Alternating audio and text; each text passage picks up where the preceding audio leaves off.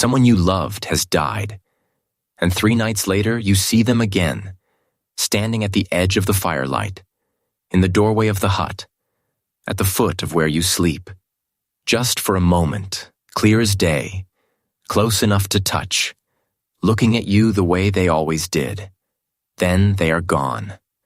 Now you are a person living 30,000 years ago. You have no idea what a hallucination is. You have no concept of grief playing tricks on a tired brain. You only know what you saw, and what you saw was the dead walking.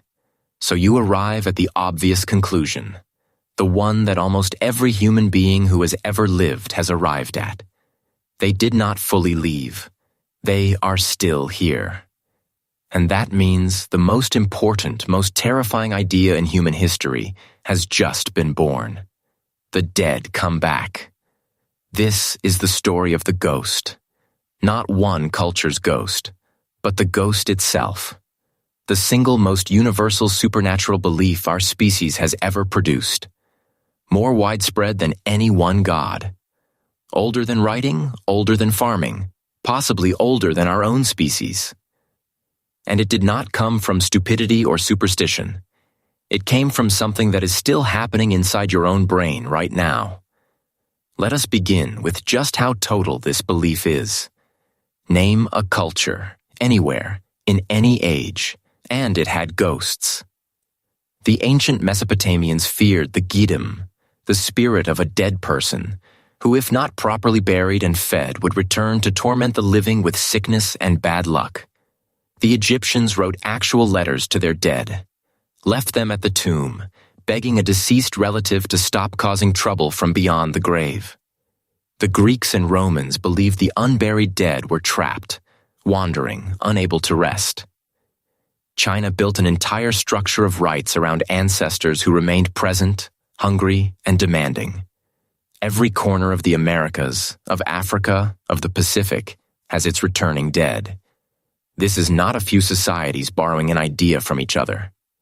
This is every human society, independently, in isolation, arriving at the same conclusion, that death is not a clean ending, that some part of a person stays behind, and that it can come back. And look at what people actually did about it, because actions reveal belief far better than words. All over the ancient world, the dead were buried with food, with cups and bowls, with joints of meat, with their tools and their treasures. For a long time, we read this only as a hope for the afterlife. But a great deal of it was something more practical and more frightening. Provisions for a being that was still, in some sense, there, and that would be dangerous if neglected. You fed the dead so the dead would leave you alone. And when they suspected a corpse might not stay put, they took precautions that are genuinely chilling to dig up. Across many cultures, archaeologists find bodies deliberately weighed down with stones, pinned to the grave, decapitated with the head placed between the legs, or buried face down so that if they woke, they would only dig deeper. In some places, a brick or a stone was jammed into the mouth of the corpse. These are not the burials of people who thought death was a clean, final ending. These are the burials of people taking hard, physical measures to stop the dead from getting back up and coming home. When something is that universal, it is not really a belief people chose. It is something the human mind produces on its own, the way it produces language, or the fear of snakes. So the real question is not which culture invented ghosts. It is why every brain seems built to see them. And the answer starts with grief. When someone you are deeply bonded to dies, your brain does not update instantly.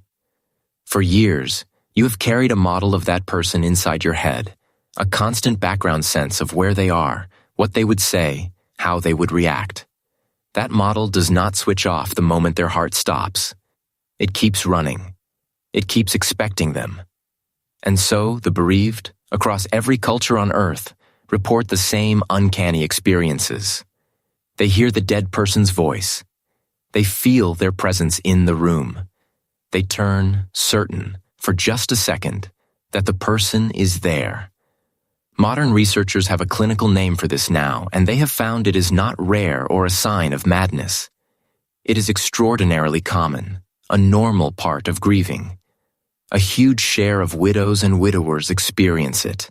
They see their dead spouse sitting in the usual chair. Now give that experience to someone with no science, no psychology, no notion that a mind can generate a person who is not there. What is left? Only the plain evidence of their senses. They saw the dead. Therefore, the dead are still here. The ghost is not a failure of ancient logic.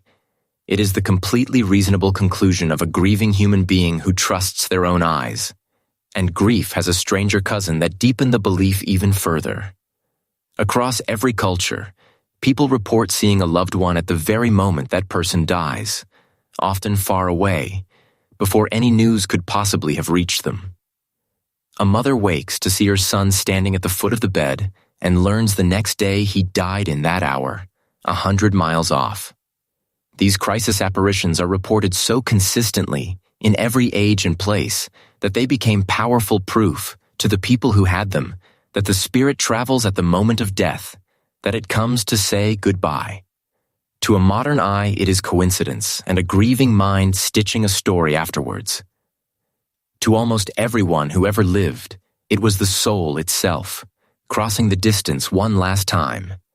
Either way, the effect is the same. Another door through which the dead seem to walk back into the world of the living. But grief is only the first door. There are others, and they are stranger. Consider the dream. Every night, your sleeping brain conjures vivid, convincing scenes, and among the most common visitors in human dreams are the dead. A grieving person falls asleep, and there is the lost parent, the lost child, the lost partner, moving, speaking, real. To us, that is a dream. But to almost every pre-modern culture, dreams were not imagination. They were a place you went, a second world, as real as the waking one.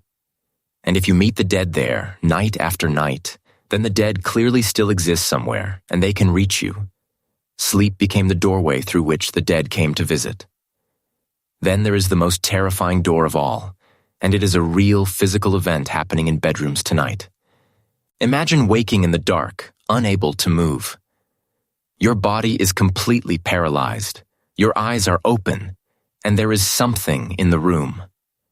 A dark figure, a crushing weight on your chest, a presence you can feel with absolute certainty, malevolent, close. You cannot scream. You cannot run. After an eternity of pure terror, it releases you and you can move again. This is sleep paralysis. It is a glitch in the machinery of sleep, where your mind wakes but your body stays frozen, as it is meant to be during dreams, and your terrified brain fills the room with a threatening presence. It happens to a large fraction of all people at least once, and it is astonishingly consistent across the entire world. The old hag sitting on the chest in European folklore, the pressing spirit, the night demon. Culture after culture, with no contact, describes the same figure in the dark, because they are all describing the same event happening in the same human nervous system. Sleep paralysis alone has been generating ghost and demon encounters, identically, for as long as there have been humans to sleep. And there is one more source, the grimmest of all, and it comes from the corpse itself. Because a dead body does not lie still and quiet the way we now expect. In the days after death, gas builds inside it, so the belly swells and the limbs shift. Trapped air can escape as a low groan. The skin retracts, so the hair and nails look longer as if still growing. Move the body and blood can well up at the mouth. To people with no understanding of decomposition, watching over their dead, these were not chemistry. They were signs of a corpse that was not finished, that was bloated with life, that groaned and grew and bled. This is very likely where the darkest branch of the belief comes from. Not the airy ghost, but the physical returning dead, the body that climbs out of the grave. The revenant. The thing that would, much later, give us the vampire. So you have grief that keeps the dead present, dreams that let you visit them, sleep paralysis that drops a terrifying presence into your dark bedroom, and corpses that seem to stir in their graves. But underneath all three sits something deeper, the real engine of the whole thing. And it starts young. Small children all over the world talk to people who are not there and sometimes insist they are talking to a grandparent who died before they were born, describing them in ways they could not have known. To a modern parent, it is a child's growing brain, wildly good at inventing minds, doing what it does best. To almost every traditional culture, it was obvious proof that children, new to this world, can still see the ones who have left it. The very young and the dying, the two edges of life, were long thought to stand closest to the dead. The human brain is a machine for detecting other minds. We are the most social animal on the planet, and our survival has always depended on reading intention, on knowing who is watching, who wants what, who is friend and who is threat. So our brains are exquisitely, almost absurdly, tuned to detect agents, other conscious beings, everywhere. We see faces in clouds and rocks and burnt toast. We jump when the wind moves a branch, because for our ancestors, the cost of assuming a rustle was a predator and being wrong was nothing, but the cost of assuming it was nothing and being wrong was death. That same oversensitive alarm, running at full volume in the dark, next to a fresh grave, in a mind that already believes the dead persist, turns every creak, every shadow, every cold draft into them. The brain that kept our ancestors alive by seeing an agent behind every movement cannot help but see an agent behind death itself. And there is one more piece, because ghosts do not only cling to people, they cling to places. Every culture has its haunted spot, the house, the ruin, the stretch of road where something is wrong. And here, modern investigation has turned up something fascinating. Many classic hauntings have physical causes hiding in the building itself. Old houses leak a gas called carbon monoxide from bad stoves and fires, and one of its effects, before it kills you, is vivid hallucinations, dread, and a feeling of a presence, experienced by everyone in the poisoned room, who then all swear the house is haunted.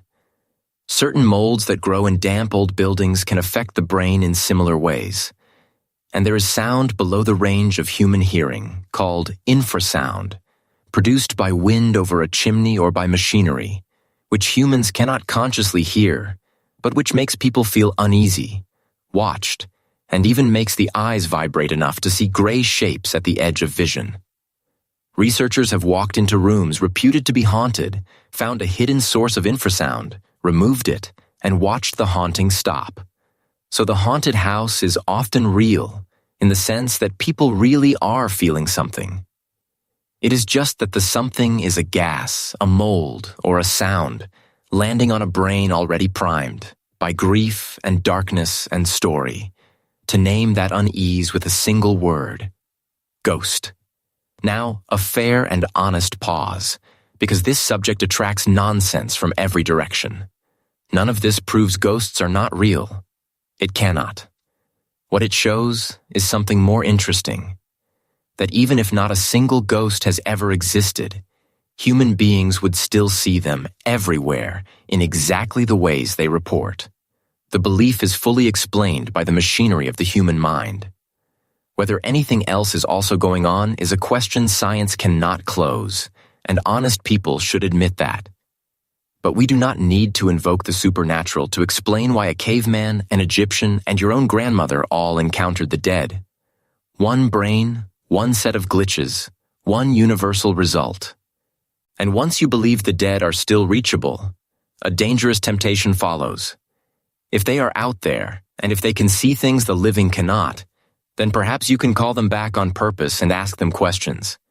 Almost every ancient culture developed some form of this, the attempt to summon and consult the dead. The Mesopotamians had specialists for it. In the oldest Greek poetry, the hero sails to the edge of the world and pours out blood to make the spirits of the dead rise and speak. The Hebrew Bible tells of a king who, desperate on the eve of battle, has a woman conjure the ghost of a dead prophet to tell him his fate. This was serious, and it was feared, because a door that lets you call the dead is a door that might let the wrong things through. To speak with the dead was the most powerful and the most dangerous magic there was. There is also the ghost with a grievance, and this one shaped human justice. Across cultures, the most dangerous dead were those who died wrong, the murdered, the drowned, the woman lost in childbirth, the person denied a proper burial. These were the restless ones, the angry ones, and a murder victim's ghost was widely believed to hound the guilty and demand vengeance. Think about what that does to a community. If the murdered dead come back for justice, then getting away with a crime becomes impossible, because the most important witness cannot be silenced by death. The vengeful ghost was, in a real sense, one of humanity's first police forces. And here is what makes the ghost more than a curiosity. This belief did not just haunt people. It built things. The suspicion that the dead linger, watching, judging, capable of helping or harming, is arguably one of the foundations of human civilization itself. If your dead ancestors are still present and still care what you do, then you had better honor them, feed them, obey the rules they left. Ancestor spirits became the first enforcers of morality, watching when no living person could see. The need to lay the dead to rest properly so they would not return angry drove elaborate burial, the first monuments, some of the first architecture humans ever built. We may have started stacking great stones, in part, to keep the dead in the ground and on our side. The ghost gave us the first afterlife, the first ancestors, the first invisible watchers who wanted us to behave. A huge amount of early religion, law, and ritual grows out of one simple, stubborn perception: that the people we lose do not entirely go. And notice how humanity chose to handle this, not with denial, but with hospitality. Because if the dead come back, the wise thing is not to fight them, but to welcome them on your terms once a year. So culture after culture built a festival of the dead. The Romans had days when the ancestors were remembered and the household ghosts appeased, and darker nights when the head of the family walked barefoot through the house at midnight, throwing black beans over his shoulder for the hungry dead to gather, chanting for them to take the beans and leave the living in peace. Across the world you find the same instinct. A set time when the boundary thins, the dead are invited back. A place is laid for them at the table. Food and light are set out, and then gently they are sent on their way again. The festivals we still keep at the turning of the year, when we dress as the dead and carry lights against the dark, are the direct descendants of exactly this: an ancient deal struck with the returning dead. Come back on this one night. Eat what we leave you. Then let us live. It is one of the most human things we have ever done. We could not make the dead stay gone, so we gave them a calendar. So step back and look at what we have found. The ghost is not a story someone made up one night to frighten children. It is what happens when a specific kind of brain, ours, the grieving, dreaming, agent-detecting, pattern-hungry human brain, collides with the fact of death. Every culture built ghosts because every culture is made of these brains. The costumes differ: the hungry Geedom of Babylon, the ancestor at the Chinese altar, the white sheet of a modern cartoon, but the machine underneath is identical, and it is yours. Which is why the belief will never die. You can teach a person about hallucinations and sleep paralysis and agency detection, explain every mechanism in perfect detail, and then let them spend one night alone in the house where someone they loved has just died. They will still feel it. The turn of the head, the presence in the doorway, the absolute, wordless certainty that they are not alone. 30,000 years ago, someone stood at the edge of the firelight and saw the dead looking back at them, and knew, with their whole body, that death was not the end. We have learned a staggering amount since then, but stand in that same darkness, beside that same grief, and you will see exactly what they saw. The dead have never really left us, because we were never able to let them go.